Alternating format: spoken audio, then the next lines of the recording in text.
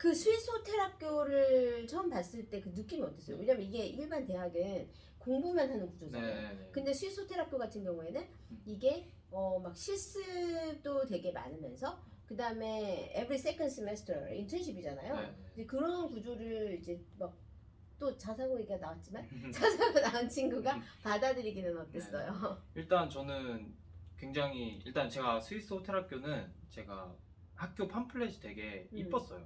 일단 오. 읽어보면서 이 학교는 다른 학교와 다르게 음. 이제 사람과 교류하고 음. 사람을 배우고 이제 뭐 그런 애티튜드 뭐 중요한 사람들 VIP와의 관계 뭐 이런 그렇죠. 거까지 이게 사진과 이런 다양한 이렇게 짤막한 이런 카테고리로 이런 거 잘 설명이 돼 있는 거예요. 그래서 이 학교라면은 내가 즐겨 했던 것들 그리고 내가 좋아하는 사람과 그런 거는 다 교류하기, 녹여내고. 사람 좋아하고 말하는 거 좋아하고 대화하는 거 좋아하고 이런 교류 이런 거를 뭔가 중시하고 그런 저에게 이 학교 좀 괜찮지 않을까 그런 해서, 가치들이 뭔가 융합될 수 있고. 네.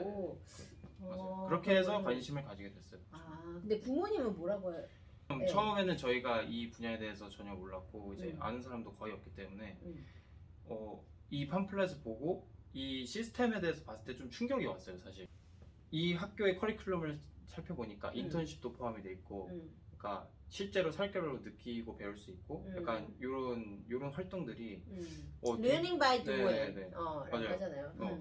실천으로 그리고 행동을 이런 식으로 몸으로 이렇게 배운다는 게 이게 흥미롭더라고요. 그래서 부모님이랑 같이 되게 이거 되게 괜찮은 학교다. 근데 이게 우리가 그런 학교에 대해서 학문적인 가치가 낮다고 생각을 하거나 아니면 좀 위험하다고 생각할 수 있어요. 그러니까 이게 왜냐면 내가 이제까지 해왔던 아주 댄스한 그런 아카데믹의 세계가 아니라 이게 뭔가 실기를 통해서 배우는데 그 호스피탈리티 실기라는 건 사실상 모호하잖아요. 맞아요. 이게 뭔가 규정하기가 되게 어렵고 그런 거에 대한 두려움은 없었어요?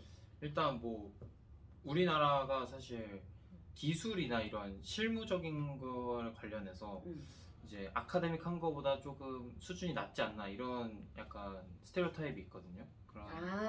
약간 그죠. 그런 게 있어요. 사실 기술이 지식보다 떨어진다. 그렇지. 이런 느낌이 좀 강한데 타의 분위기에.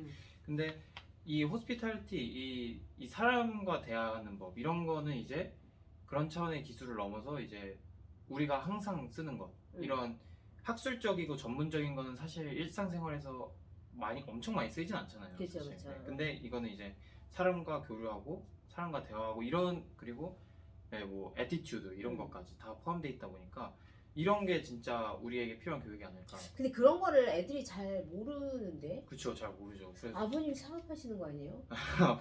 아버님도 여러 가지 일을 하시는데 이제 사실 그런 거는 이제 저도 사실 읽어보기 전까지 몰랐고 더 읽어보고 관심이 생기고 난 다음에 더 알아보기까지 더 조사하기까지는 저도 전에는 몰랐다. 그렇죠. 스위스는 사실 인터퍼스널 스킬이라고 해가지고 사람과 대화를 오픈하는 방법, 그 다음에 계속해서 유지하고 이어가고 마무리하는 방법, 그리고 모든 매너에 대해서 다 배우거든요. 근데 그거를 그러니까 식사하는 것도 그렇고 이런 말이 있었어요. 예전에 그 스위스 호텔 학교를 갔다 온 남자친구인데 한 학기 공부를 하고 와서 그 집에서 밥을 먹는데 이 행주를 엄마가 어디 갔나 막 한참을 찾았는데 이 친구가 밥 먹을 때마다 행주를 이렇게 또르르 말아가지고 이제 옆에다 이렇게 놓고 하는 거예요.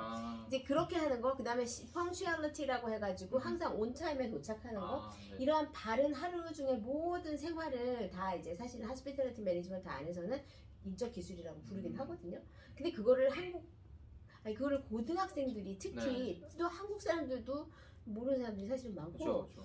그 고등학생들이 알기는 되게 어려워서 저는 아마 민호 학생이 이런 예체능 같은 걸 하면서 좀 많이 오히려 이런 철학적 깊이는 좀 더 깊어진 게 아닐까. 앞에 뭐 모두 잘하고 막 얘기를 했는데 뭐 하셨어요? 예체능 어떤 거 하셨는지 되게 궁금해요. 저는 일단 음, 음악 관련해서는 음, 피아노를 이제 굉장히 어렸을 때부터 오래 꾸준히 쳤고요. 오. 이제 그래서 고등학교 들어와서는 음. 이제 고등학교 오케스트라에 소속돼서 이제 피아노 연주자로 2년, 그리고 3학년 때는 이제 시니어 때는 이제 지휘자로 승격을 해서 지휘를 1년을 피아노 2년 했습니다. 하고 지휘를 네. 했구나. 그런 식으로 음악적인 거는 그렇게 고등학교 때 했고요. 음. 그리고 스포츠 같은 경우도 이제 초등학교 때부터 보통 다 시작을 했는데 막 골프를 즐겨 좀 했고요.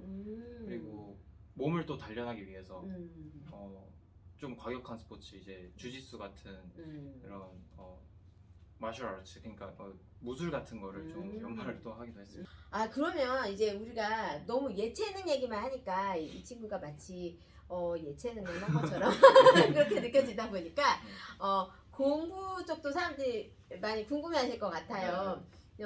공부를 너무 못했던 친구가 아니야? 이렇게 생각할 수도 있잖아요. 공부는 중학교 때라든지 어떻게 어느 정도로 했다고? 중학교 때 일단 그래도 제가 중학교 때 막 전교 1등이었다 이런 건 아니지만 공부를 열심히 했고, 그리고 반에서 이제 제일 잘했을 때가 반에서 5등이었나? 그 정도는 했습니다. 그 얘가 한 30명이잖아요. 그죠, 한 30명? 30명 정도. 그 30명에서 5등이면 이거 엄청 잘한 거 아닌가? 그래도 괜찮은 거지. 공부를 좀 한 거죠. 공부 좀 한 거죠. 그 정도 공부는 했고. 네, 그리고 고등학교 올라올 때 이제 저희 학교는 입학 그 시험을 봐요. 이제 그걸로 이제 반을 배정하는 걸로 알고 있는데 모의고사 형태로 국영수를 보거든요. 네. 이제 자사고 시험이 있구나. 자사고 입학 시험. 네. 그거를 봤을 때 나- 그 시험은 이제 상위 거의 10% 이내로 들어왔습니다. 그럼 중동고 상위 10% 이내로. 네, 입학할 때. 그리고 국어 성적이 특히 10몇 등이었더라, 18등? 막 국어 성적을 그렇게 받아서 들어오고. 그래서 또 그럼 글도 막 잘 쓰고 이런 거 아니에요? 글도 제가 2학년 때 저기 교내 글쓰기 대회에서 이제 동상을 받았어요. 그러니까 이게 자기가 특화되어 있는 학생이에요. 이게 경영을 잘하려고 하면 이게 뭔가 이 삶에 대한 그 인사이트도 깊으면서 특히 리더로서 글도 잘 쓰고 막 해야 돼. 이런 거에 의해서 굉장히 대비가